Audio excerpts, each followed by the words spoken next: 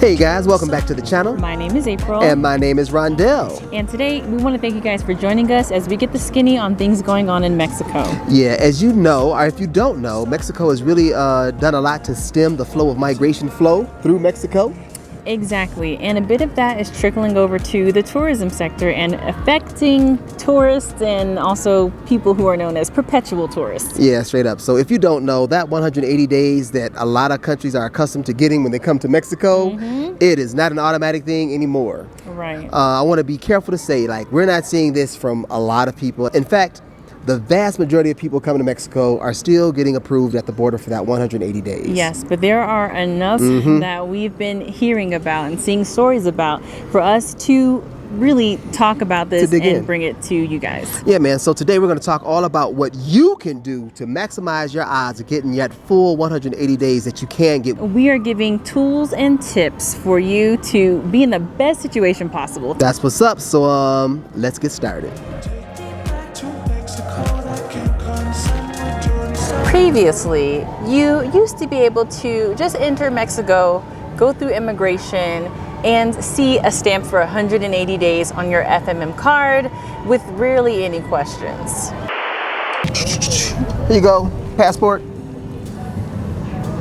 How long do you plan on being in Mexico? About 180 days. What's your reason for being in Mexico? Tourism. So I want to check out the country. 180 days, here you go. Gracias. To stem the flow of migrants through Mexico, we're seeing some strategic things done at the border. Case in point, on the day before the Day of the Dead in Mexico City's airport, a large number of flights from Canada and the USA were fully vetted before granted entry. In other words, people had to produce documents showing their length of stay and documents validating their actual accommodations here in Mexico. How long are you staying in Mexico? Oh, about 180 days. What's your reason for being in Mexico? Tourism. Do you have proof of accommodations? What do you mean? Do you have proof to show that you are going to? I have my Airbnb reservations for the first couple of weeks. Can I see, please? Sir, this is only for 2 weeks. Do you have your ticket to show when you're leaving Mexico? Yeah, I'll be leaving probably like December, January, February, March, probably like April. Can I see proof? I'm gonna get that before I leave so I can get a sale price. 14 days. That's how it could go. All right, you guys, the 4 tips that we're going to give you are going to cover the 4 major areas that we think are important and that we think immigration could be looking for. Now, there's nothing that we can say that's going to guarantee that you get 180 days when you enter Mexico, but we think these tips are going to put you in a good position. Mexico is an autonomous state and they got the right to do whatever they want to do. And you know what? They're not asking for anything that many other states aren't asking for. We're going to talk about accommodation, length of stay, perception, and solvency. You ready to do this? Let's do it. Let's go. First thing, accommodations. You guys, if you're coming over to the border and asking for 180 days, you need to be able to prove that you got a place to stay. And the reason we're bringing this up is because we have come across a few stories where people were only granted the number of days that they had proof to show accommodations for. Yep. And honestly, who can blame them? If you want to stay 180 days, but you got an Airbnb for 2 weeks, it looks kind of sketchy to me. Refused, right? Our next little piece is all about that Onward Travel piece. Yes. So to our experienced travelers out there, you know exactly what Onward Travel means. What does it mean? It means you need to show that you're not going to stay in Mexico forever and that you have a ticket to show that you are leaving the country. You need proof that you're getting the hell on, that you are moving on. So you need to have a ticket going somewhere. Air, train, bus, whatever. You need to show that you are leaving Mexico. Now, some people come in as tourists and they already have a round-trip ticket. We're not talking to you guys. We're talking for those people who are coming in as tourists and they're not exactly sure how long they want to stay.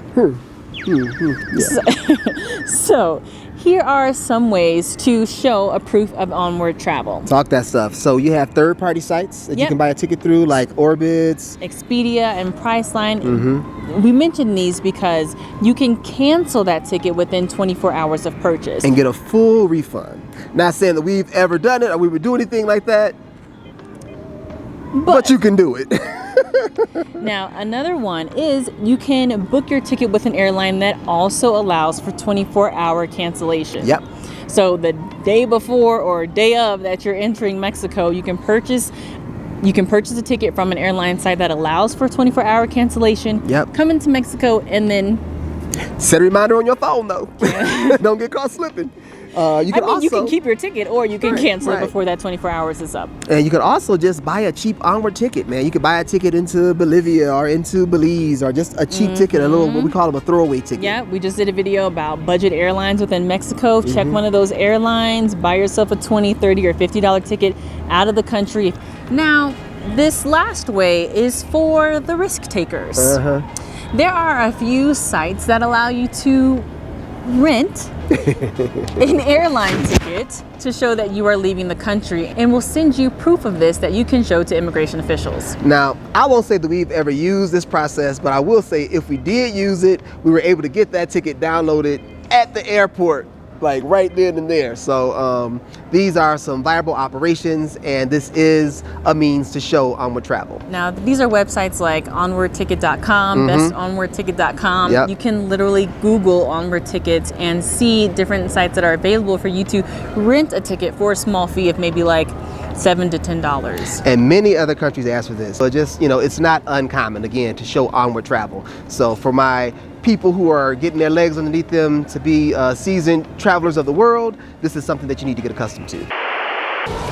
You might be wondering, how do Onward tickets actually work? The thing is, with them, you get a verified flight reservation within like 60 seconds delivered to your inbox. And it's verifiable because you also receive a PNR code. A real reservation is made through a travel agency. You can call the airline and see that your flight is reserved. So you go onto one of these websites, you enter in your route. You can even determine if you want layovers or direct flights. You make the reservation by paying for your rented ticket, and you will receive that reservation in your email. Another ultra important tip is to look the part. Do not come in the airport looking like a backpacker who's trying to freeload in the country. Our recommendations is like business casual at the least. A button up with some jeans, some spectacles, a little nice flashy watch. Please recognize that you are getting judged by this immigration official. They have a lot of latitude to interrogate those people who they want to interrogate, or to investigate the people that they want to investigate. My recommendation is for you to look the part. Look like a responsible person that's going on vacation. Another tip we have, and this is purely a tip, is to have some of your financial records on you to show that you have financial solvency and can support yourself for the amount of time you're requesting to be in Mexico. Now again, they probably won't ask for this. This is a requirement when you're applying for residencies, so it just doesn't hurt to have that extra proof to show that you can support yourself here.